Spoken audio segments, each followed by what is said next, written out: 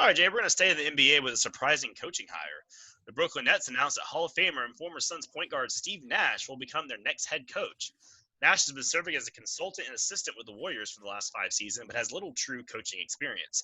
The hire appears to stem from a very good relationship with superstar Kevin Durant, as the Nets bank on the return of Durant and Kyrie Irving to propel them to new heights in 2021. Some folks think the hire is great, while others have said Nash has skipped over more qualified coaches of color for the job. So, what do you make of this hire and the controversy around it? Well, the old controversy around it, I honestly don't have too much on that. I think that's just kind of the flavor of the day and perhaps the flavor of the year.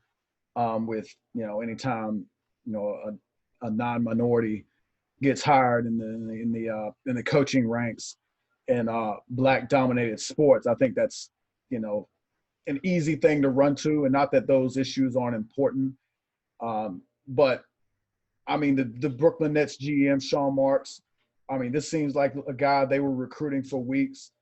Steve Nash's basketball IQ and acumen is not to be denied.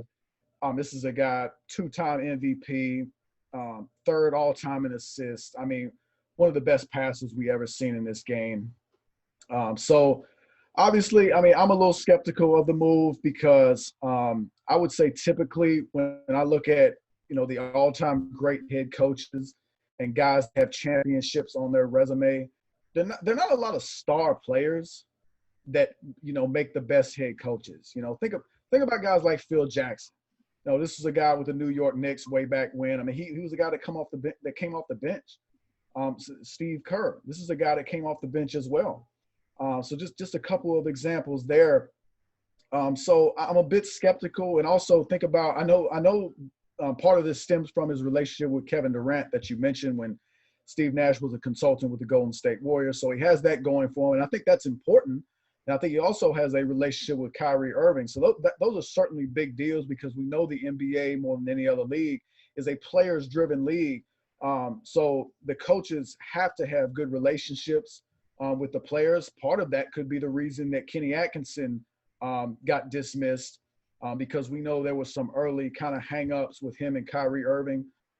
So that's certainly important. And to the Nets' credit, they were able to retain Jacques Vaughn, who's been an assistant with them and is highly respected in this league. And they're going to make him the highest paid assistant in basketball. So Steve Nash will have him to rely upon. But I think the biggest issue with this is I think there's a sense around the NBA, and I saw this in an article written by ESPN's Adrian Wojnarowski.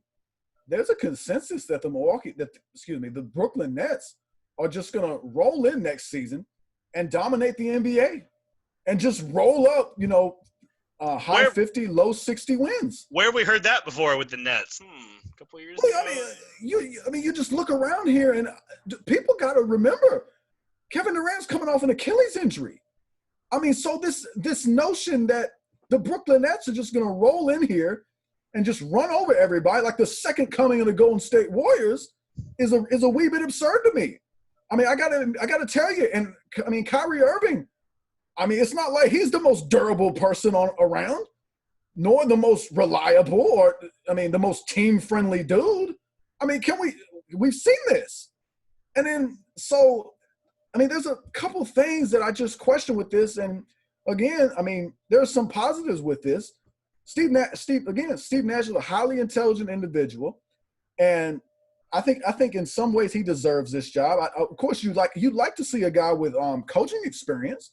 But again, this is the direction the general manager wanted to go. The owner apparently had no problem with it. So this is where we are. I mean, that's kind of what it is. To me, it's the personnel that is the issue. And that's not to say the Brooklyn Nets are not talented. They are extremely talented. And when they get all their pieces back in the mix and have all those guys on the chessboard, it could be something to watch. But Kevin Durant is the wild card. Now, again, his game is so perimeter-oriented that he may be okay because at his size and with his ball handling ability, he can probably become an even more perimeter-oriented player and not have to drive to the rim as much, which is, kind of where you worry about those Achilles. But remember, I mean, we've seen Achilles injuries in careers. So, and remember, Kevin Durant is what, early 30s now. It's hard to imagine KD coming back and being better than he was. The best you can hope for is to him to be somewhat close to the player he was before he got hurt. And we know, I'm serious, Kyrie Irving ain't leading you to a championship. We've seen this too. We've seen this in Boston, and we saw how mediocre Brooklyn was with him leading the show. Even when you get DeAndre Jordan back, Karis LeVert is a very good player. Jared Allen, he's a fine player as well. At center for you got good hair as well. Joe Harris is really, really good. Great 3-point shooter for you. Spencer Dinwiddie. But Spencer Dinwiddie, yeah, the list goes on and on. This is a very talented team, but of course, their destiny is going to be dependent on Kevin Durant's health, and that's too risky a proposition for me. And oh, by the way, the Eastern Conference is tough. I mean, you talk about these semifinal teams right here, all of them, they're not going away. The only one I can see maybe taking a little drop off next season is probably Toronto. And that's just because I'm not a huge believer in what they can do in the playoffs, because I'm not a believer in who's going to close games for them. But we know Boston with their young core is going to be in the mix. Assuming Giannis sticks around in Milwaukee, I'm a little unsure of what's going on there, depending on how their playoff run goes. But if Giannis is in Milwaukee, they're going to be in it, as they have been the last 2 seasons. And Miami, they're there. I mean, they're in there with Jimmy Butler leading the crew and all those young guns they have surrounding him. So that level of competition that Brooklyn's going to be up against, it's just way too risky for me to come out and say, slam dunk higher. They're going to win the Eastern Conference. They're going to be in the NBA Finals. We got to slow down on some of this. The hire, to me, isn't all that big a deal. It's the personnel and the health of their best players. That's that about sums it up. I think as far as this was a little bit surprising. I think it was very interesting. There was almost no buzz at all. It just like, oh, by the way, just Steve Nash, like out of nowhere. And I think that's what's caught a lot of people off guard. I think there had been rumors about this for a while. This wouldn't have been taken as controversially, if that's a word, as it's been. To start with the whole the cloud around it. I mean, not eminently qualified to talk about it, obviously, but I don't exactly see it as that case.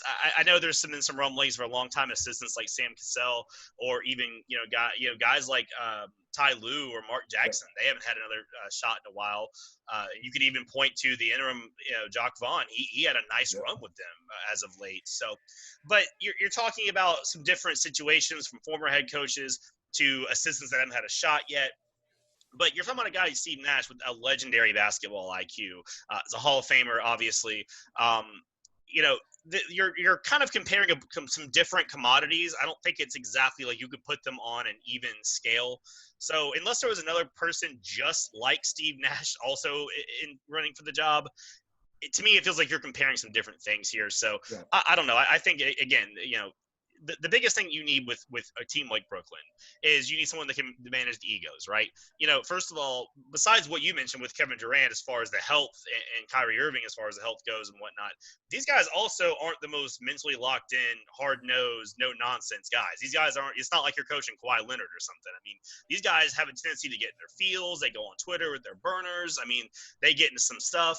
You need someone that can manage that ego, those egos first and foremost. We've seen a lot of relationships made or broken based off that single factor alone is, can you control the superstars? Phil Jackson, that was his thing. I can control Dennis Rodman and Michael Jordan and all these guys. On the court, I think they're going to work. I don't, Steve Nash isn't going to come in with some mega brain, 16-pound book offense on how to. I mean, you've got 2 of the 5 best scorers in the world when they're healthy. You have some nice complementary pieces. It's not going to be rocket science, assuming they're healthy. I think Kevin Durant's going to be okay.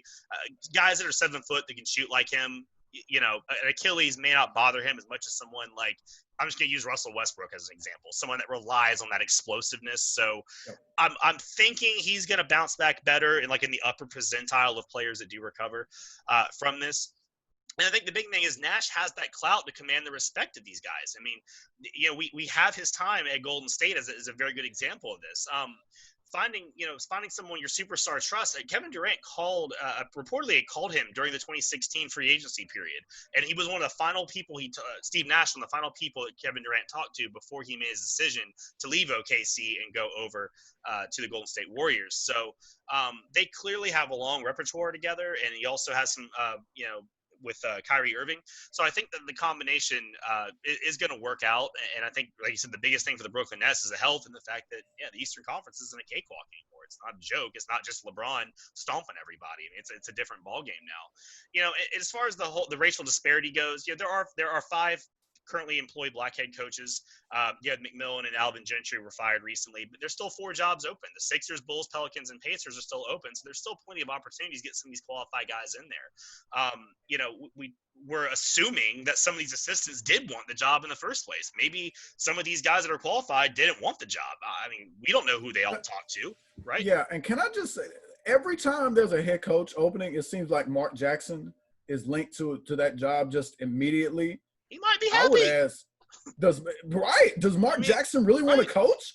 Because I would think that Mark Jackson would be able to get a job if he wanted a job, unless he is, from his time in Golden State, is that disliked around the NBA. I think there was some friction between him and the front office. Mm-hmm. But yeah, you got to remember, I can't imagine how fun it must be to call games with Mike Breen and Jeff Van Gundy night after night.